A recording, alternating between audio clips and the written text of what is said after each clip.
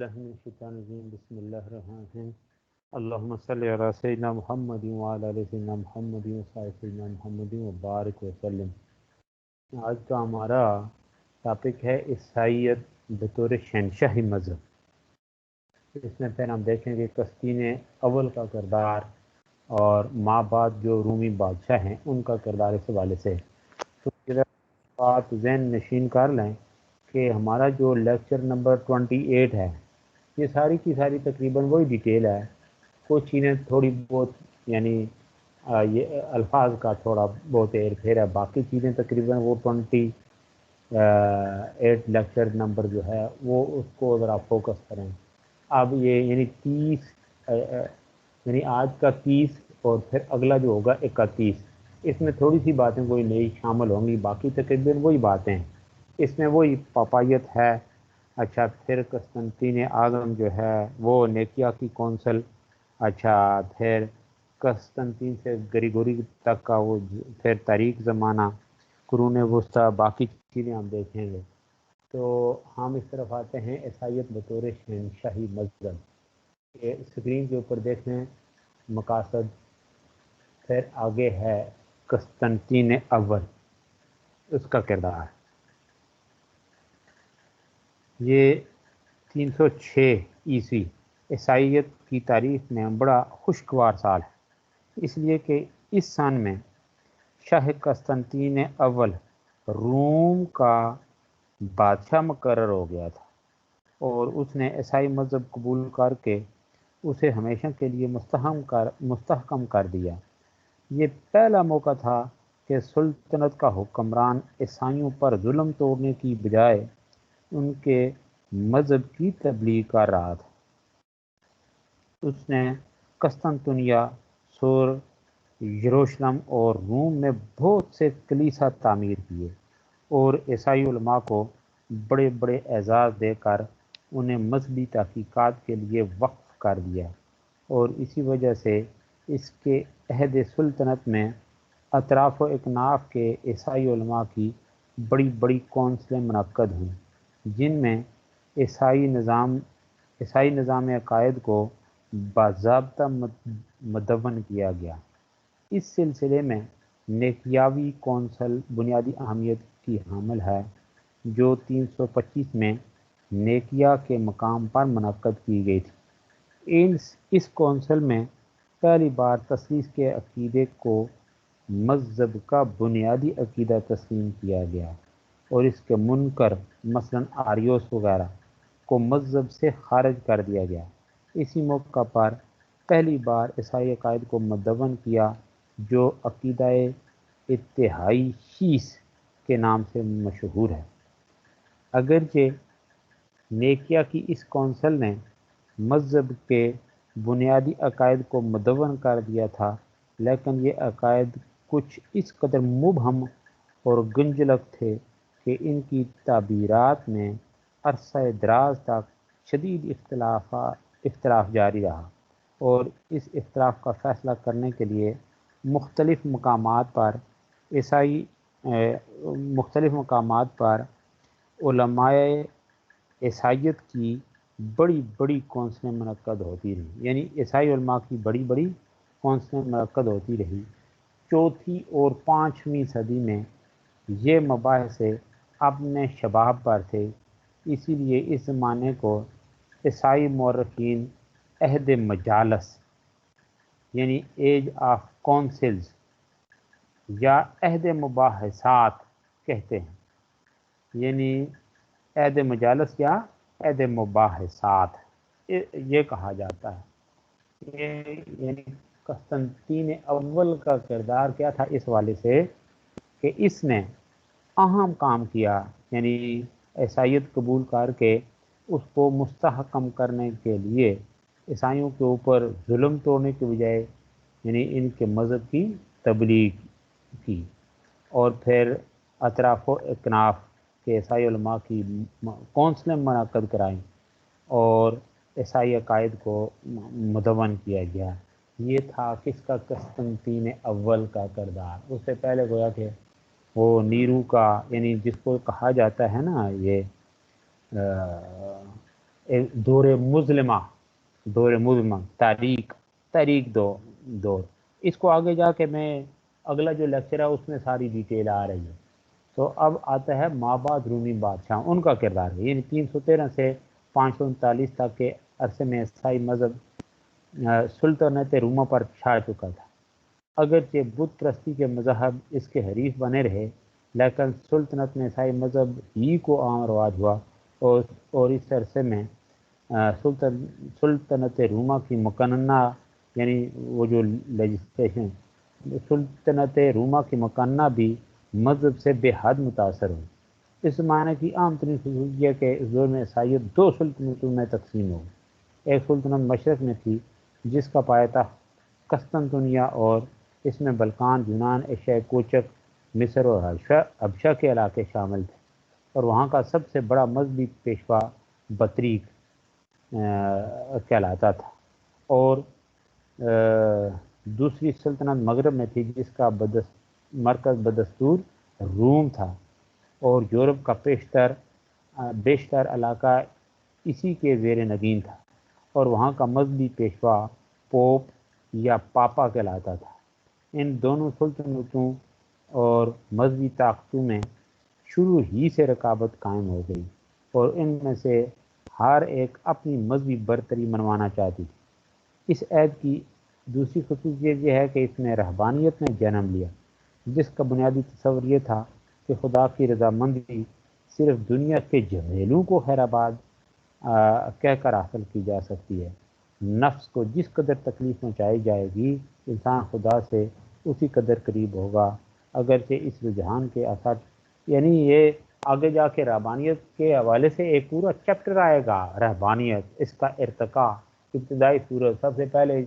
کس نے یہ اس طرف، وہ سینٹ اینتھونی جو تھا اس نے یہ اسٹیپ اٹھایا، وہ چیزیں بھی ان ڈیٹیل ہم دیکھیں گے. پھر آگے اس کی جو قواتیں ہیں وہ کس طور پہ سامنے آئیں، اور پھر ایک طرح کا یہ دیکھیں نا وہ رہبانیت دنیا سے گویا کہ کنارہ کشی اشارے کریں، بہت سارے اسباب سے تھے کئی اس طرح سے کہ وہ دیکھیں نا یہ بڑے بڑے وہ پادری ظاہر ہے ان لوگوں کو اپنے اپنے گروپس کی صورت میں تو گویا کہ وہ بگاڑ لیتے تھے. پھر وہ لڑائیاں باقی چیزوں سے، یعنی ان چیزوں سے، ان جمیلوں سے اپنے آپ کو الگ تھلگ کر کے پھر وہاں پہ ان لوگوں نے یعنی شہرت حاصل کی. تو بڑے بڑے نام ہیں، گیریگوری کا نام ہے، باسل کا نام ہے، پھر اسے آگسٹائن، بے تاشے نام ایسے ہیں جنہوں نے بڑی عجیب عجیب حرکتیں ان سے ہوئیں ناقابل یقین حد تک. اس لیے کہ سونا اپنے اوپر ممنوع وہ ڈکلیئر کر دیا. اچھا، بیٹھنا، کھڑے رہنا، پتہ نہیں کیا کیا مشقت ہے آپ نے یہ، پھر اپنے اوپر جسموں کے اوپر وہ دیکھیں نا کیچڑ، غلاظت، گھارا، پھر اس کے علاوہ کیا کہتے ہیں 50 وہ جو ہے نا پاؤنڈ وزنی پتھر سلیں جو ہیں وہ اپنے جسم کے اوپر اٹھا کے رکھنا، مشقت میں پڑنا، یہ کچھ عجیب قسم کی صورتیں سامنے آ رہی تھیں. یعنی ایک طرح سے وہ جو تھے نا راہب، وہ دوسروں کی شہرت کو دیکھتے اس سے بڑا سٹیپ لینے کے لیے اپنے آپ کو پیش کر رہے تھے. اب رحمان کی دیکھا دیکھی جب رہبات،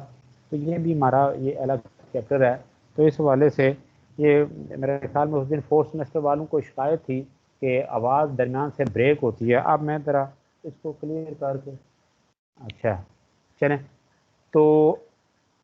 بات یہ ہو رہی تھی کس کی کہ مابعد رومی بادشاہوں کا جو کردار ہے وہ، تو اس حوالے سے بات آگے بڑھ رہی تھی کہ ان 2 سلطنتوں اور مذہبی طاقتوں میں شروع ہی سے رقابت قائم ہو گئی تھی، اور ان میں سے ہر ایک اپنی مذہبی برتری منوانا چاہتی تھی. اور آگے یہاں سے بات بڑھی تھی کہ اس عہد کی دوسری خصوصیت یہ ہے کہ یعنی قسطنطین سے گریگوری تک کا جو زمانہ ہے اس والے سے بات ہو رہی ہے مابعد رومی. تو اس عہد کی دوسری خصوصیت بتا رہا تھا کہ اس میں ربانیت نے جنم لیا، جس کا بنیادی تصور یہ تھا کہ خدا کی رضامندی صرف دنیا کے جمیلوں کو خیر آباد کہہ کر حاصل کی جا سکتی ہے. نفس کو جس قدر تکلیف پہنچائی جائے، انسان خدا سے اسی قدر. یہ عجیب قسم کے. پھر اس کے بعد کا جو ہے تاریخ زمانہ، یہ 590 جو تھا، اس میں گریگوری اول کیونکہ وہ پوپ بنا تھا، اس کے وقت سے لے کر شارلمین تک کا زمانہ، یعنی اس طویل عرصے کی پہلی قسط ہے جسے عیسائی مورخین تاریخ زمانے یعنی ڈارک ایج کے نام سے یاد کرتے ہیں، اس لیے کہ عیسائیت کی تاریخ میں یہ زمانہ سیاسی اور علمی انحطاط کا بدترین دور ہے، اور اس کی بڑی وجہ یہ تھی کہ اس دور میں اسلام عروج پا رہا تھا اور عیسائیت میں افتراق و انتشار کی وبا پھوٹ رہی تھی۔ اس والے سے بھی پوری جو ہے نا میں ڈیٹیل آپ کے سامنے اگلا جو آ رہا ہے 31 لیکچر نمبر، اس میں ساری ڈیٹیل رکھوں گا۔ پھر قرون وسطیٰ کا زمانہ، یہ یعنی قرون وسطیٰ جو ہے 800 سے لے کر 1521 تک کا جو زمانہ ہے یہ قرون وسطیٰ کا زمانہ کہلاتا ہے۔ اس زمانے کی بنیادی خصوصیت وہ خانہ جنگی ہے جو پوپ اور شہنشاہ وقت کے درمیان عرصہ دراز تک جاری رہی۔ الفریڈ ای گاروے نے اس زمانے کو 3 حصوں میں تقسیم کیا۔ نمبر 1، شارلمین سے لے کر گریگوری ہفتم تک کا زمانہ جس میں پاپائیت فروغ پا رہی تھی، اور نمبر 2، گریگوری ہفتم سے بونیفیس تک کا زمانہ جس میں پوپ کو مغربی یورپ کے اندر پورا اقتدار حاصل ہو گیا تھا، اور نمبر 3، بونیفیس ہشتم سے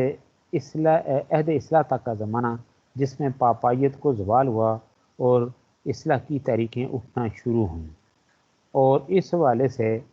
گویا کہ قرون وسطیٰ کے جو اہم واقعات پیش آئے وہ یہ تھے یعنی اس میں نفاق عظیم پیدا ہوا، نفاق عظیم، پھر صلیبی کی جنگیں، باقی اور دیگر جو چیزیں جو ابھی میں آپ کے سامنے رکھنے والا ہوں۔ تو ابھی جو 3 دور میں نے آپ کے سامنے گنوائے، یعنی اس حوالے سے جو میں نے ابھی بات کی کہ جب قسطنطین شہنشاہ روم نے عیسائیت کو سرکاری مذہب قرار دیا اور کلیسا کا تمام انتظام پوپ کے ہاتھ آ گیا، جس کے ماتحت پادری کام کرتے تھے، پوپ اتنے غیر محدود اختیارات کا وہ جو ہے مالک ہو گیا کہ اس کا ہر لفظ قانون کی حیثیت رہتا۔ پوپ نے اپنی اندھا دھند تقلید کروانے کے لیے علم کے اصول پر پابندی لگا دی۔ جو شخص بھی کوئی علمی بات کرتا ہے اسے گرفتار کر کے عبرتناک سزا دی۔ لیکن پوپ کی سخت، یہ میں نے جو یہ دور گنوائے ہیں نا، یہ اس والے سے بات آگے بڑھ رہی کہ شارلمین سے گریگوری تک کا جس میں پاپائیت فروغ پا رہی تھی، اور پھر پاپائیت کی جو خرابیاں ہیں،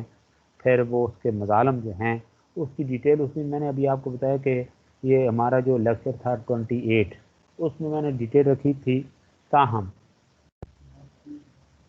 تاہم یہ جو ہے نا اس والے سے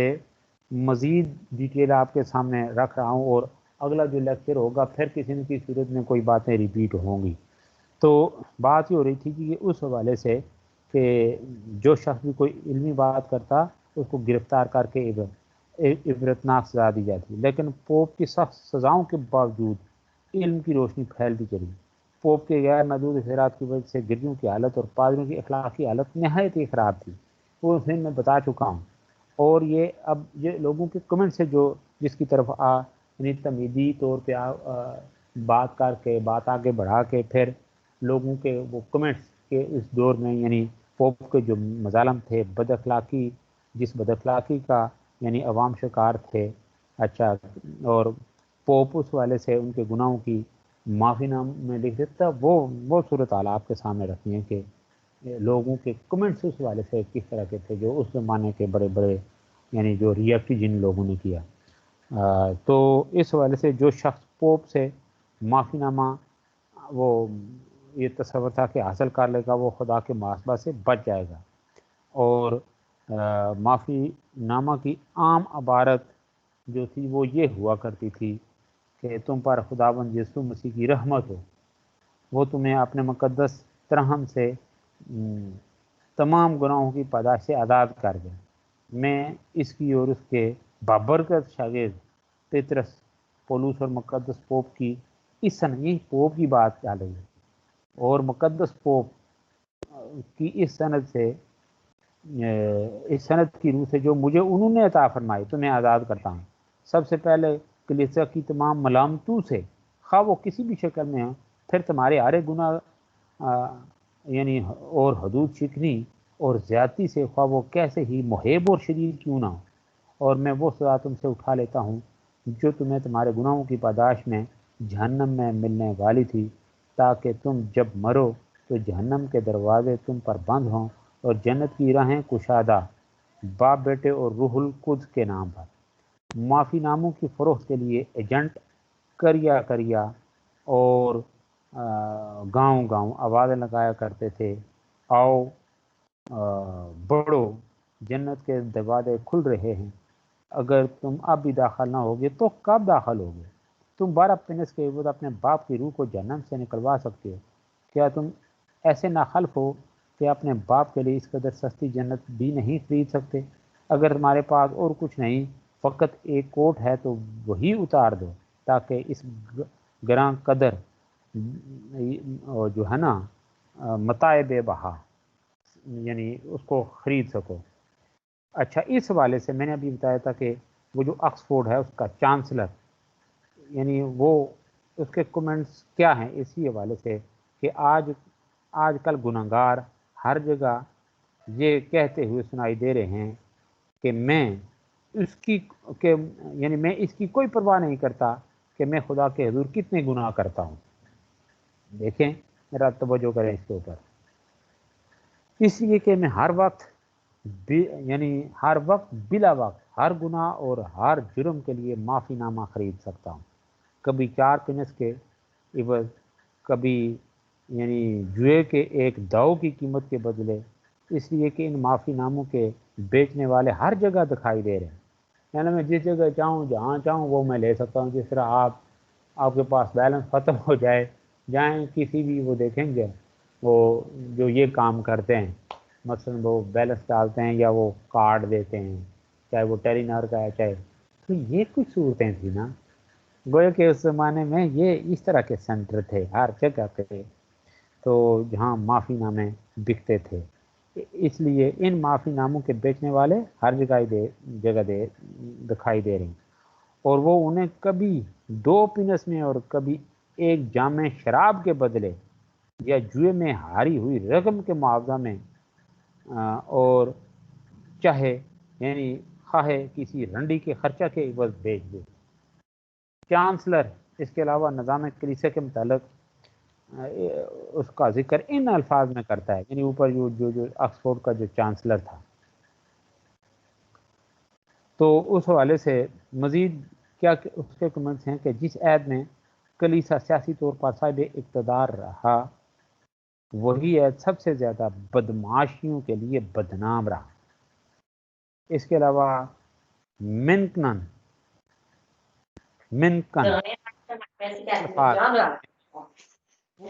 حال کو کہ یونیورسل چرچ کے اقتدار کا زمانہ در حقیقت بے مثال جرائم، بد نظمی، ظلم و تحدی، فسادات اور بدکاریوں کا زمانہ۔ گویا کہ آپ دیکھیں نا، ہر گناہ کی چھوٹ دے دیں اور ڈکلیئر یہ کر دیں کہ اس کے عوض آپ نے اتنی رقم دینی ہے، اتنے پاؤنڈ دینے، اتنی شلنگ، اتنے پنس، تو آپ دیکھیں قیمت مقرر ہو تو مرضی جو چاہے گناہ کریں اس کے بعد آپ کو دے کے چھوٹ سکتے ہیں۔ تو اس طرح گویا کہ اس کے اوپر اس بے حیائی کے اوپر یا اس طرح پوپ کے اس کردار کے اوپر گویا کہ یہ مینکن یہ کمنٹس جو ہیں وہ یہ ہیں کہ یونیورسٹی چرچ کا اقتدار کا زمانہ در حقیقت بے مثال جرائم، ان کی کوئی مثال ہی نہیں جا سکتی، بد نظمی، ظلم و تعدی، فسادات اور بدکاریوں کا زمانہ تھا۔ تو اس طرح جب اس طرح کھلی چھوٹ ہو تو پھر ہر طرح کے فتنے، فساد، ظلم، تعدی کسی نہ کسی صورت میں، یہ اس لیے کہ یہ جنت کے پروانے بانٹ کے پیسے لے کے دوسروں کے اوپر ظلم ڈھا رہے ہیں، دوسرے ایک عجیب قسم کے فسادات اور عجیب قسم کی صورتحال کا زمانہ تھا۔ تو ایسے حالات میں دیکھیں، جب پھر دیکھیں انسانیت سسکتی ہے، تڑپتی ہے، تو وقتی میں نے آپ سے بارہ بات کی کہ اس وقتی امیڈیٹ جو ہوتی ہے نا ظلم، وہ برائی، اس کو پھر وہ جو ہے نا ختم کرنے کے لیے پھر وہیں سے کوئی لوگ اٹھ کھڑے ہوتے ہیں۔ تو اس حوالے سے ان حالات میں میں نے وہ تذکرہ کیا تھا کہ جن لوگوں نے اس حوالے سے کچھ آواز اٹھائی، آواز بلند کی، ریئیکٹ کیا، رد عمل، ان میں نے بتایا تھا جو ہے نا Peter Walter, John Tauler, John Wycliffe, Martin Luther وغیرہ جو ہیں وہ قابل ذکر ہیں. گویا کہ یہ وہ مصلحین مذہب ہیں کہ جنہوں نے اصلاح مذہب کے حوالے سے وہ تحریک کو آگے بڑھایا. ان سب مصلحین جو ہیں جن کے نام میں نے لیے، ان میں مارٹن لوتھر وہ شخص تھا جس نے اس اصلاح تحریک میں جو ہے نا آتشی روح ہوں کی. تو بہرحال وہ اس کے حالات زندگی کے بھائی میں نے آپ کے سامنے رکھے تھے کہ وہ ایک غریب خاندان سے اس کا تعلق تھا. وہ روم کی سیر کو گیا اور اسے قریب سے پوپ کی زندگی کو دیکھنے کا موقع ملا. پوپ کی گناہوں سے یعنی ملوث زندگی دیکھ کر اس نے پوپ کے خلاف آواز بلند کی، یعنی آواز اٹھائی، جس کے نتیجے میں اسے بہت سے مصائب اور آلام کا نشانہ بننا پڑا. اسے مذہب سے گویا کہ نکال دیا گیا، مذہب سے ہی خارج کر دیا گیا، اور بادشاہ کے ہاں اس کو سامنے اس کو طلب کیا گیا، جہاں اس نے بڑی یعنی دلیری اور صاف گوئی سے اپنے خیالات کا ذکر کیا یا اس کا اظہار کیا، اور آخر میں اس نے بڑے دلیری سے یہ کہا کہ جب تک یعنی کتاب مقدس اور عقل کی روح سے مجھے مجرم ثابت نہ کر دیا جائے، میں اپنے خیالات سے باز نہیں آ سکتا. تو یہ کچھ تھا اس میں جو یعنی اس حوالے سے یعنی پوپ کے جو بے پناہ وہ اختیارات تھے، آگے اس کی جو نا عیاشیاں تھیں، بدماشیاں تھیں، مذہب سے بالکل برگشتہ تھا. تو اس حوالے سے گویا کہ یہ کچھ صورتحال تھی. تو آگے ہم بڑھیں گے. نیکسٹ جو ہے ہمارا لیکچر ہے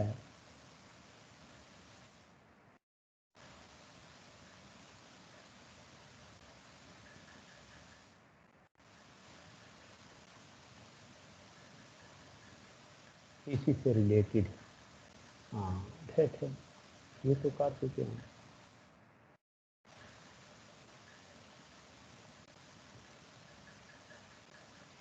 خیر یہ ایک سیکنڈ. اچھا یہ ہے کہ یہ آپ اسکرین کے اوپر دیکھنے میں تھوڑا اس کو کلیئر کرنا چاہ رہا ہوں کہ ابھی جو آپ نے لیکچر نمبر 30 مارٹن لوتھر، زونگلی، جان کالون، جان ناکس، یہ میں نے ابھی آپ کو بتایا 20 لیکچر نمبر 28 پوری ڈیٹیل اس میں نے رکھی ہے. دوبارہ اس کو دہرانے کا کوئی فائدہ تو ہے نہیں رد عمل کی جو تحریکیں ہیں. اچھا پوپ معلوم کی عیاشیاں، یہ ابھی پھر آئے گا کہ استحصال علاج کے لیے عدالت تشکیل کس طرح قائم ہوگی، لوگوں کو عدالت ظالم کی طرح معافی موقع کا یہ ابھی پھر تھوڑا بہت اس کو پاپا انعام کا قیام مقدس سما حکمرانوں کو یعنی یہ ساری ڈیٹیل آپ کے سامنے رہا. ابھی پھر یہ 31 لیکچر جو 31 ہے اس میں پھر یہ چیزیں ریپیٹ ہو رہی ہیں. تو میں آگے بڑھتا ہوں، آگے لیکچر نمبر 31. اچھا جی، اس کو 31 پہ کریں. اس کے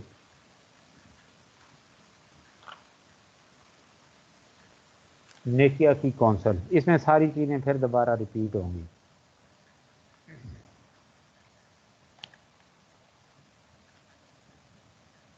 یہ اسکرین کے اوپر دیکھ لیں گے.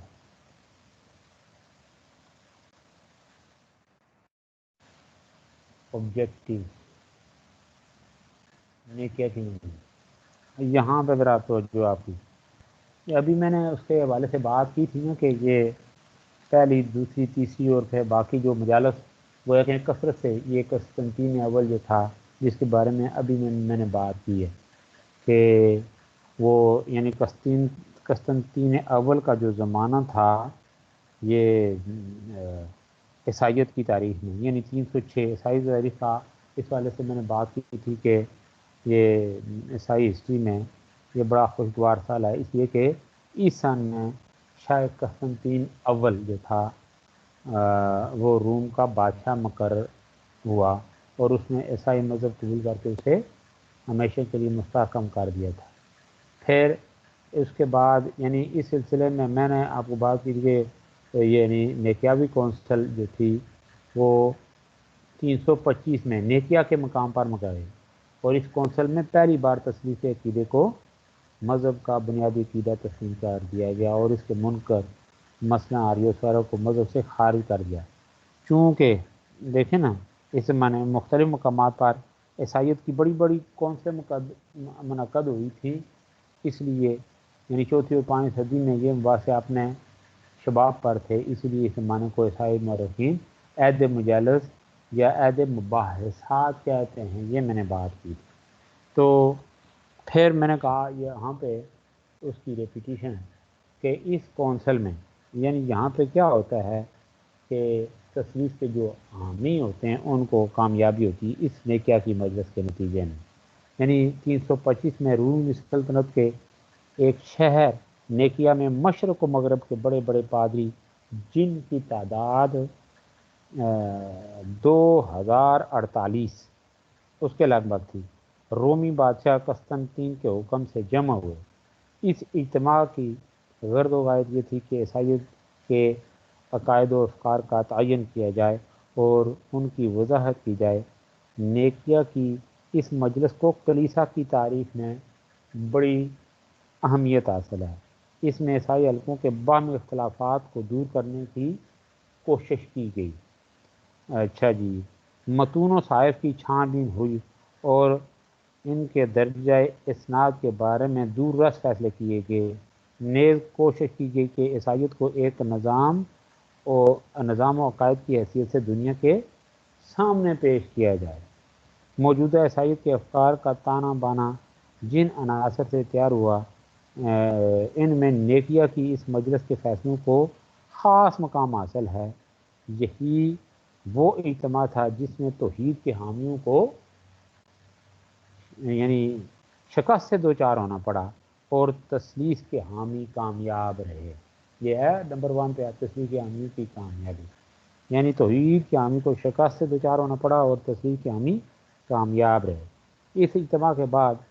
عیسائیت کے مزاج اور تصور میں جو زبردست تبدیلی نما ہوئی اس نے عیسائیت کو مسخ کر کے رکھ دیا۔ یعنی عیسائیت کا سرچشمہ حضرت عیسیٰ علیہ السلام کی تعلیمات اور ارشادات کی بجائے ہمیشہ کے لیے سینٹ پال کے وہ خیالات اور افکار قرار پائے جن پر یونانی فلسفہ اور رومی فکر کی چھاپ نمایاں تھی۔ عقیدہ تثلیث مسیحی مذہب کا لازمی جزو بن گیا۔ اچھا جی، یہ تھی بات کس کی، یعنی کہ نیکیا کی جو مجلس تھی۔ میں نے آپ کو بتایا کہ ابہام جو تھا یعنی عیسائی عقائد کی تدوین ہوئی، عقیدہ تثلیث شامل ہوا۔ پھر یہ جو ابہام تھے، جس طرح کے ابہام تھی مباحثات کے آغاز مباحثات ہوا، مجالس منعقد ہوئی جس کی میں نے ابھی ڈیٹیل آپ کے سامنے رکھی، اس کے نتیجے میں گویا کہ یہ عقیدہ تثلیث اور دیگر عقائد وہ آسا وہ بھی شامل ہوئے۔ تو اس حوالے سے پھر آگے دیکھیں اس کے نتیجے میں آگے جو ہے نا معاملہ بڑھتا ہے تو کس طرح بڑھتا ہے کہ آگے جا کے پوپ کو اختیارات مل جاتے ہیں۔ تو پوپ کے جب پاس اتنے اختیارات آتے ہیں تو پھر اس کے نتیجے میں کیا ہوتا ہے کہ اور بہت ساری یعنی پپائیت جو ہے اس کا جب درجہ بدرجہ یعنی وقت کے ساتھ ساتھ وہ اس کا ارتقاء ہوتا ہے تو اس کے اندر بدعنوانیاں اور باقی وہ قباحتیں پیدا ہوتی ہیں، یعنی کلیساؤں پر پاپائیت کا غلبہ ہو جاتا ہے۔ پھر کلیسا کے اجارہ داروں کے نزدیک عوام کی حیثیت کیا ہوتی ہے کہ عوام کل انعام، چوپایوں کی طرح۔ پھر یہ یعنی مظالم یہ شروع ہو گئے کہ علمی چراغ جو ہیں یہ جلانے پر ہر طرح سے پابندی، پھر انسانوں کو یہاں تک کہ جلانے کی دل خراش قسم کی داستانیں اور واقعات سامنے آتے ہیں۔ ہر طرح کی علمی اور کتابوں کی اشاعت کے اوپر پابندی ہو گئی، یہاں تک کہ گلیلیو اور دیگر اہل علم پر سنگین قسم کے مظالم ڈھائے گئے۔ پھر میں نے ابھی بات کی تھی کہ کلیسا کی اخلاقی حالت کے اوپر میں نے منٹن اور دیگر وہ جو تھا نا وہ کیا کہتے ہیں چانسلر، اس کے کمنٹس آپ کے سامنے رکھے تھے کہ میں جس طرح کا بھی چاہوں گناہ کروں، ہر جگہ پہ معافی نامے اور وہ جو ہے نا گناہوں کی تفصیلات موجود ہیں، جو گناہ کروں گا اس کے مطابق دیکھیں نا، جس طرح وہ سبزی ریڑھی والے کے پاس جائیں، ٹماٹر کس بھاؤ بک رہے ہیں اس کی قیمت ہے، اچھا سبزیاں باقی کس، تو اس طرح کے جس طرح کے گناہ ہیں، یعنی سبزی ٹماٹر جس طرح مارنا ہے اس طرح وہ باقی نام جس طرح گناہوں کے بدکاری ہے، قتل ہے، فلاں جس طرح کے وہ جو ہے نا اخلاقی ہر لحاظ سے گویا کہ، تو آپ اس کے پیسے جس حد تک وہ مقرر ہیں وہ دیتے جائیں اور معافیاں حاصل کرتے جائیں، جنت کے پروانے دیتے جائیں۔ پھر ایسی صورتحال میں یہ ہوا کہ پاپائیت کے خلاف نفرت اور جو عیسائیت تھی اس کے خلاف ایک تشکیکی رجحان سامنے آتا ہے۔ تو بہرحال اس کی تفصیل میں ابھی آپ کے سامنے رکھتا ہوں، یہ اسکرین کے اوپر بھی دیکھیں اور اس کے حوالے سے ذرا توجہ بھی۔ پاپائیت وہ شخص جس نے سب سے پہلے پاپائی نظام کو مضبوط اور مستحکم بنیادوں پر استوار کیا وہ گریگوری اول، یہ میں نے ابھی آپ کو بات بتائی، یہ عیسائیت قبول کیا، اس کے بعد باقی آہستہ آہستہ پھر اس نے جو اسٹیپس اٹھائے وہ میں ابھی آپ کو بتا چکا ہوں۔ تو اس حوالے سے گریگوری اول وہ تھا یعنی پاپائی نظام کو مضبوط اور مستحکم بنیادوں پر جس شخص نے سب سے پہلے استوار کیا وہ گریگوری اول تھا، اور اس حوالے سے اس کے اس اسٹیپ کے نتیجے میں بہت سی وحشی اقوام مثلاً گوتھ، ہنسگال، فرینک وغیرہ رومی پوپ کے ذریعہ آغوش عیسائیت میں آئیں، جس سے پوپ کی طاقت میں بہت اضافہ ہو گیا اور وہ دنیاوی اور دنیاوی طاقتوں کا منبع قرار دیا گیا اور اسے غیر محدود اختیارات حاصل ہو گئی۔ اس کی نافرمانی کو گناہ عظیم اور جرم قرار دیا گیا۔ قانون سازی کے تمام اختیارات پوپ کے ہاتھ میں ہی تھے، اس کا ہر لفظ قانون کی حیثیت رکھتا تھا۔ بڑے بڑے بادشاہوں کو پوپ کی حمایت حاصل کی بغیر کوئی چارہ نہ تھا۔ اس دور کے پاپائی نظام کے متعلق ڈیوڈ فادرنگم اس نے لکھا ہے کہ پاپائی نظام کلیساؤں پر پوری طرح چھایا ہوا تھا اور جاگیرداروں کا قبضہ تھا، اور سیاست پر کس کا؟ جاگیرداروں کا قبضہ تھا۔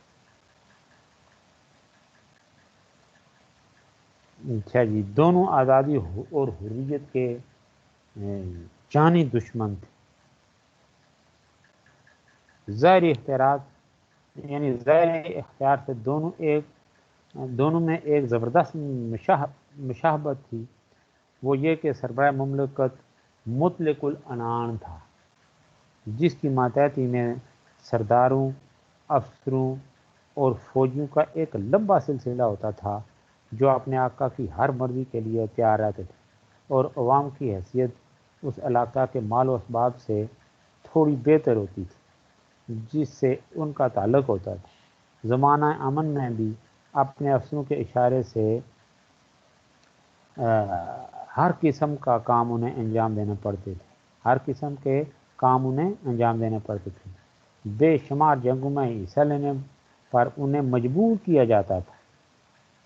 ہاں ان عوام کی حیثیت کلیساؤں کے نزدیک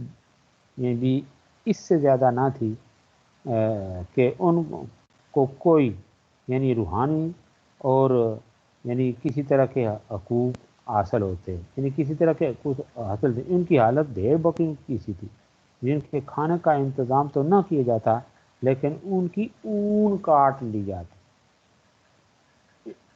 ان عوام کے سروں پر مذہبی عہدیداروں کا ایک لمبا سلسلہ مسلط جو ایک علاقائی اسقف سے پوپ تک جا پہنچتا ہے. جس طرح آپ دیکھیں نا کسی زمانے میں ہمارے ادھر کشمیر کی ہسٹری میں اگر آپ نے پڑھی ہو تو اس میں دیکھیں نا یہ ایک وہ آگے وہ مہاراجوں نے آگے وہ رکھے ہوئے تھے اپنے وہ کارندے, کہیں وہ دیکھیں کوئی یعنی ڈسٹرکٹ لیول پہ, تحصیل لیول پہ, پھر یہ ہر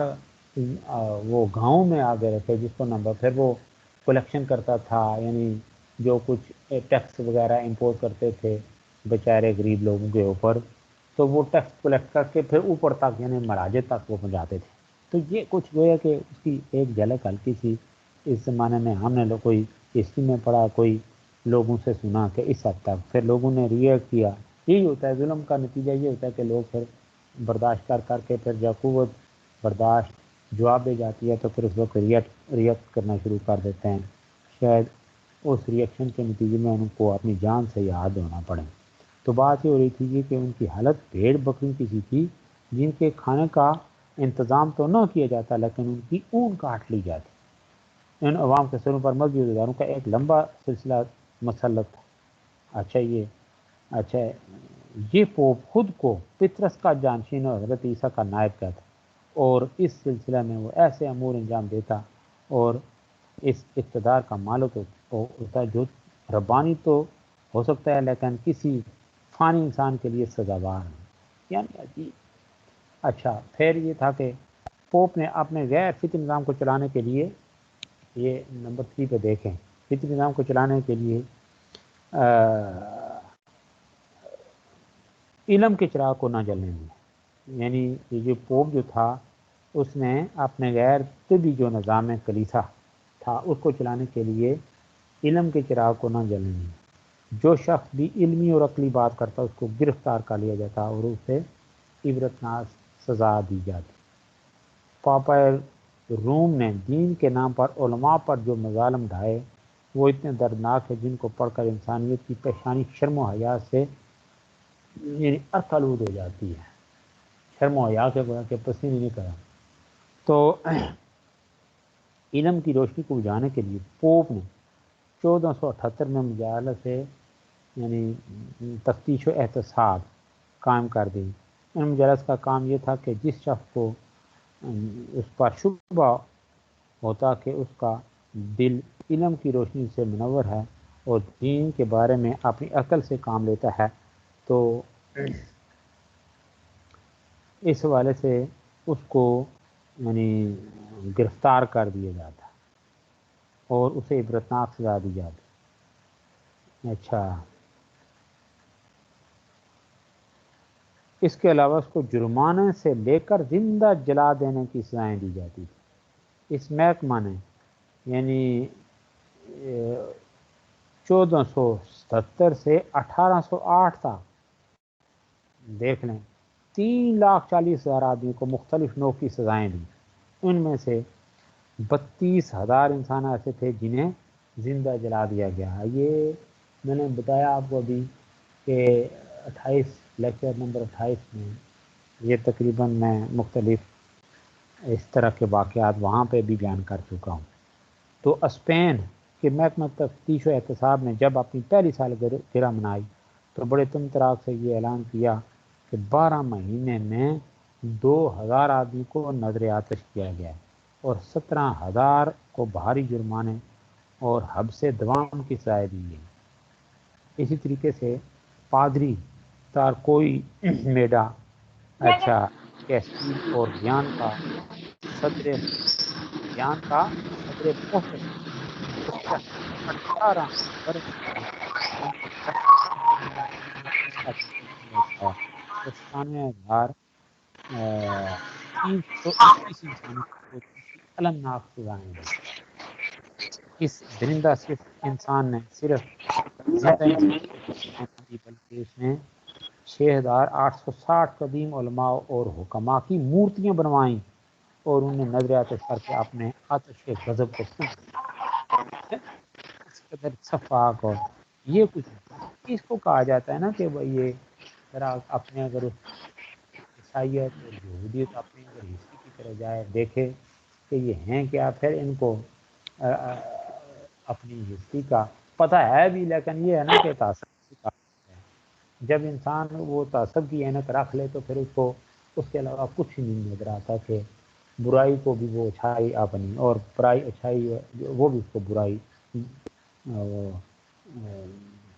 وہ نظر آنے لگتی ہے۔ تو اس حوالے سے پھر مزید یہ کہ کلیسا کے ان مظالم اور دردناک سزاؤں کے باوجود علم کی جو روشنی ہے یہ پھیلتی چلی گئی۔ آخر پوپ نے اس روشنی کو گل کرنے کے لیے ایک اور طریقہ اختیار کیا، وہ یہ کہ اس نے 1515 میں حکم دے دیا کہ کلیسا کی منظوری کے بغیر کوئی کتاب چھاپی نہیں جا سکتی۔ جو شخص بھی کوئی ایسی کتاب چھاپے گا یا بیچے گا یا پڑھے گا اس کو سزائے موت دی جائے گی۔ 17ویں صدی کے آغاز میں فلورنس کے مشہور عالم گیلیلیو نے دوربین ایجاد کی اور زمین کے گول ہونے کا اعلان کر دیا۔ یہ آخر میں ذرا دیکھیں اسکرین کے اوپر بھی ساتھ ساتھ دیکھتے جائیں تو اس کو پوپ کی طرف سے فوراً گرفتار کر لینے کا حکم صادر ہوا۔ آخر کار وہ ڈر گیا اور اس نے اپنے کفر سے توبہ کر لی اور گوشہ عافیت میں جا بیٹھا، لیکن گوشہ عافیت میں بھی اس کا دل مضطرب اور طبیعت پریشان رہتی تھی۔ آخر کار پریشانی اور اضطراب کا علاج 16 برس کی خاموشی کے بعد اپنی کتاب نظام عالم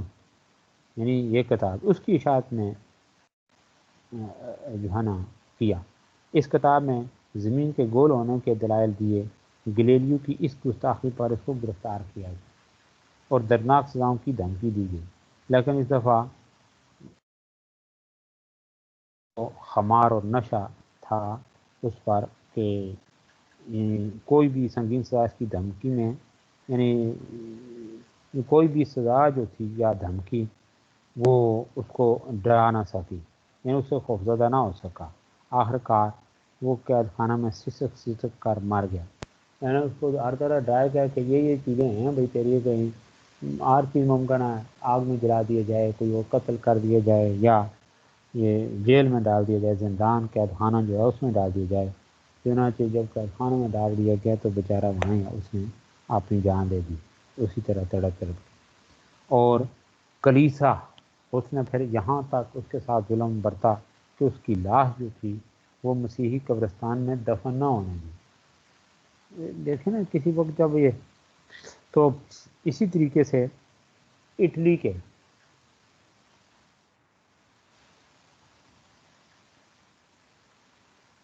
کے ایک مشہور عالم برونو کو اس جرم میں پکڑا گیا کہ وہ یہ جی تعدد عوالم کا قائل ہے، یعنی یہی عالم نہیں اور بہت سارے عالم ہیں۔ اچھا جی، عدالت احتساب نے اس کے متعلق یہ حکم صادر کیا کہ اس کو بھڑکتی ہوئی آگ میں جھونک دیا جائے۔ جب برونو نے یہ حکم سنا تو اس نے عدالت کو ان الفاظ میں مخاطب کیا، یقین کرو تمہارا حکم سن کر میرے دل پر اس خوف کا عشرے شیر بھی طاری نہیں ہوا جو خود تمہارے دلوں میں اسے صادر کرتے وقت پیدا ہوا ہوگا۔ آخر کار اس کو یعنی 16 فروری سن 1600 اس میں 1600 عیسوی میں اسے نظر آتش کر دیا گیا۔ پھر آگے یہ دیکھیں جی کلیسا کی اخلاقی حالت اور معافی نامے، اور پھر میں نے ابھی بتایا کہ پاپائیت کے خلاف نفرت اور عیسائیت کے خلاف تشکیکی رجحان۔ تو یہ ہے کہ یہ امر جو ہے یعنی ایک مسلمہ حقیقت ہے کہ جو قوم بھی جہالت اور شرک کا شکار بنی ہے وہ اخلاقی لحاظ سے بہت ہی پستی تھی۔ یہ ہسٹری ہمارے سامنے، آپ اس والے سے دیکھیں نا، ہندو مت کو دیکھیں، کسی بھی مذہب کو، وہاں پہ انسان کی جو ہے نا شخصیت مجروح ہو جاتی ہے جب ہر چیز کے سامنے، یا پھر وہ توحید کو چھوڑ کے کسی اور یعنی آپ مختلف قسم کی وہ شرک میں کیا اس کی اس طرح کے یہ شرک ہے ہی نا، ان شرک ظلم تاریکی و اندھیرا ہی ہے۔ تو اندھیرے میں جو شخص اگر چلنا شروع کر دے تو پھر ان ٹھوکریں ٹکریں تو کھاتا ہے، یہ باتیں تو میں نے آپ سے کی ہیں، ٹھوکریں اس حد تک کھاتا کہ پھر اس کی ایک مرحلہ ایسا آتا کہ جان بھی چلی جاتی ہے ٹھوکریں کھا کے، تو پھر یہ ہوتا ہے کہ یہ جان یعنی دنیا خسرت دنیا والا آخرہ یہاں پہ بات پہنچی ہے۔ تو مسیحی جو یورپ اور کلیسا کی اخلاقی گراوٹ کی وجہ بھی یہی تھی کہ پوپ علم کے شدید دشمن تھے اور شرک پر کلیسا کی عمارت کھڑی تھی۔ تو اس عہد کے ایک مصنف جو ہیں وہ انگلستان کی جو حالت اظہار جو ہے اس حوالے سے وہ ان الفاظ میں اس نے بیان کی ہے کہ اس قوم کے یعنی اس زمانے میں اس قوم کے عمرا پیٹو اور عیاش تھے اور کبھی گرجا نہیں جاتے تھے۔ نماز فجر اور صلاۃ اقدس یعنی کہ ادا کرنے کا انہوں نے جو طریقہ اختیار کر رکھا تھا کہ پادری جسے چاپلوسی نے ان کی نگاہوں سے بھی گرا رکھا تھا، ان کی خوابگاہ میں جا کر بیدار ہونے سے قبل جلد نماز کے الفاظ دہراتا تھا پادری، اور ان کے کانوں میں ایک لفظ بھی نہ پڑتا تھا۔ عام باشندے یعنی ان طاقتور عمرا کے پنجہ ظلم میں پھنسے ہوئے تھے، ان کی لڑکیوں کو بیچ ڈالا جاتا تھا، دن رات شراب کے دور چلتے تھے، اور جو برائیاں بدمستی کی رفیقیں وہ ظاہر ہو کر مردوں کو نامرد بناتی جاتی تھی۔ پھر یعنی بدکاری کی وجہ سے یعنی برائی اور بدکاری کی وجہ سے یورپ میں آتشک کی بیماری عام تھی۔ ڈریپر کے الفاظ میں خود پاپا مقدس یعنی حضرت لیودہم یعنی وہ جو پوپ تھا وہ بھی اس کے بارے میں لکھا کہ طوطا پال بیٹھے نیم کی ٹہنی لاتے ہوئے پائے گئے۔ پھر یہ کلیسا کی اخلاقی حالت یہ تھی جو میں نے آپ کے سامنے رکھی کہ اس قوم کے عمرا پیٹو ریاض تھے، اور دیکھیں نا نماز کے لیے وہ جو پادری یعنی اس کے مقابلے میں وہ جو عمرا تھے اس کو تھوڑا بس وہ دے کے اور کوئی 2-4 یا 1-2 پاؤنڈ اس کے جیب میں ڈال کے تو پھر وہ چاہے ان کے کان میں وہ الفاظ پڑھیں یا نہ پڑھیں نماز کے یا صلاۃ کے کچھ الفاظ جو اس زمانے میں مخصوص تھے وہ کہہ کے چلا جایا کرتا تھا، اس کے بعد گویا کہ وہ اس چاپلوس کے جیب میں گویا کہ تھوڑی بہت وہ پیسے ڈال دیتے تھے، اس زمانے کا مروجہ جو سکہ تھا۔ تو پھر اس کے بعد جو میں نے آپ کو بتایا کہ معافی نامے کی صورت حال یہ تھی کہ اس دور میں پوپ انطلقی عقیدہ تھا کہ وہ خدا کا نائب اور عیسیٰ کا قائم مقام ہے، اس کا نہ کوئی فیصلہ غلط ہو سکتا ہے اور نہ اس کے کسی حکم پر تنقید کی جا سکتی ہے، وہ گنہگاروں کے گناہ معاف کر سکتا ہے۔ اس عقیدے نے آہستہ آہستہ معافی ناموں کی صورت اختیار کر لی، اور اس کی ابتدا کس طرح ہوئی کہ صلیبی جنگوں میں پوپ اربن دوم جو تھا اس نے یہ اعلان کیا کہ جو لوگ بذات خود جنگ میں شریک نہیں ہو سکتے وہ اپنی طرف سے کسی اور کو بھیج دیں، اس کے بدلے میں انہیں معافی نامہ دے دیا جائے جو اس کی نجات کا ذریعہ ہوگا۔ جب پوپ لیودوم جس کا اوپر میں نے ذکر کیا کہ وہ ڈریپر اس نے اس والے سے کیا اس کے متعلق بات کی، اس نے لکھا کہ جو ہے نا لیودوم وہ بھی طوطا پال بیٹھے اور نیم کی ٹہنی جو ہے وہ لاتے پائے گئے، ٹہنی برائی کے اندر وہ بھی ملوث تھے۔ تو اس حوالے سے جب پوپ لیودوم نے روما میں سینٹ پیٹر کا گرجا بنانے کا ارادہ کیا تو اس نے بھی اسی قسم کے معافی نامے فروخت کرنا شروع کر دی، اس لیے کہ وہ گرجا بنانے کے اس کو یعنی چندے کی ضرورت تھی، پیسوں کی ضرورت تھی۔ اس کے بعد ہم معافی نامے بکنے شروع ہو گئے، شہر کریا غرضے کے ہر مقام پر ان معافی ناموں کی ایجنسیاں قائم کر دی گئیں، جن کے بارے میں نے ابھی آپ کو بتایا کہ جائیں آپ جس طرح وہ 100 روپے کا وہ لیتے ہیں نا بیلنس کا وہ اسکریچ کارڈ، اس طرح گویا کہ ہر جگہ پہ لکھائیں ہوئی چیزیں ملتی تھی، ہر گناہ کے لیے الگ الگ قیمت کا معافی نامہ ہوتا تھا۔ معافی نامے کی عبارت یہ تھی کہ تم پر خداوند یسوع کی وہ جو ابھی میں نے آپ کو بتایا ابھی عبارت پڑھ کے سنائی۔ پھر اس والے مختلف گناہوں کی جو قیمتیں تھی وہ یہ تھی کہ اسقاط حمل 3 شلنگ 6 پنس، چوری کی 9 شلنگ، عفیفہ کی عصمت دری۔ یہ اس دن بھی میں نے آپ کو بتا دیا تھا کہ لیکچر نمبر 28 میں یہ ساری باتیں ہو چکی ہیں، بتا چکا ہوں، اس کے اوپر آپ کی توجہ ہونی چاہیے۔ پھر اس حوالے سے کیا صورت حال، یعنی یہ معافی نامے اور اس طرح کے ڈھنگوسلے جب یہ آواز گویا کہ آپ کو سنائی دے رہی ہو کہ آؤ بڑھو، جنت کے دروازے تمہارے اوپر کھل رہے ہیں، اگر تم اب بھی جنت میں داخل نہ ہوگے تو کب داخل ہوگے، تم اتنے پینے اتنے چلیں کہ عوض اپنے باپ کی کوئی، تو گویا کہ خود اس حوالے سے میں نے آپ کو بتایا کہ جب معافی ناموں کی عام تجارت ہوئی تو تمام مسیحی یورپ اور کلیسا خاص طور پر گناہوں اور جرائم کی دل میں پھنس گیا۔ چنانچہ میں نے آکسفورڈ کے الفاظ آپ کو سنائے تھے کہ آج کل گناہگار ہر جگہ یہ کہتے سنائی دے رہے ہیں کہ میں اس کی کوئی پرواہ نہیں کرتا کہ خدا کے حضور کتنے ہی گناہ کرتا ہوں، اس کے لیے ہر وقت بلا وقت ہر گناہ اور ہر جرم کے لیے معافی نامہ خرید سکتا ہوں، کبھی 4 پینس میں، کبھی جوئے کے 1 راؤ کی قیمت کے بدلے، اس لیے کہ معافی ناموں کے بیچنے والے ہر جگہ دکھائی دے رہے ہیں۔ تو یہ خرابیاں جو ہے نا تھی، نہ صرف عوام ہی میں تھی بلکہ کلیسا کی فضا جو تھی وہ گناہوں کی یعنی دل میں یہ جکڑی ہوئی تھی اور یہ بہت زیادہ متعفن ہو چکی تھی۔ چنانچہ اس حوالے سے میں نے جو ہے نا ابھی وہ منکن اس کے الفاظ آپ کے سامنے رکھے تھے کہ یونیورسل چرچ کا اقتدار کا زمانہ در حقیقت بے مثال جرائم، بدنظمی، ظلم و تعدی، فسادات اور بدکاریوں کا زمانہ تھا۔ اچھا جی، اور اس حوالے سے جس عہد میں کلیسا سیاسی طور پر صاحب اقتدار رہا، وہی عہد جو ہے سب سے زیادہ بدماشیوں کے لیے یہ ابھی میں نے یہ الفاظ دہرائے تھے۔ تو اس حوالے سے اس کے خلاف جو تھا یعنی ایک نفرت پیدا ہو گئی، کس کے خلاف؟ پوپ کے پاپائیت کے خلاف نفرت، عیسائی کے خلاف